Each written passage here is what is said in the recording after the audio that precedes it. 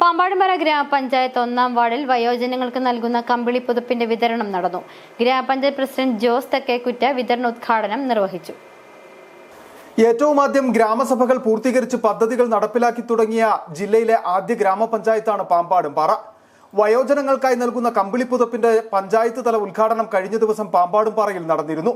ഇതിനു പിന്നാലെയാണ് ഇപ്പോൾ വാർഡ് തലത്തിലുള്ള വിതരണങ്ങൾ പുരോഗമിക്കുന്നത്.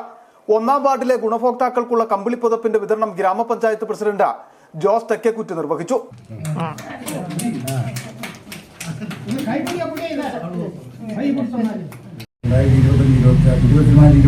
നമുക്ക് കമ്പിളി കൊടുത്തു. 25-26 അപേക്ഷ വെച്ചിരിക്കുന്ന 60 വയസ്സ് പൂർത്തിയായ എല്ലാവർക്കും ആരെയും മാറ്റി നിർത്തുന്നില്ല, എല്ലാവർക്കും കമ്പിളി കൊടുക്കാനാണ് പഞ്ചായത്ത് ഭരണസമിതി തീരുമാനിച്ചിരിക്കുന്നത്.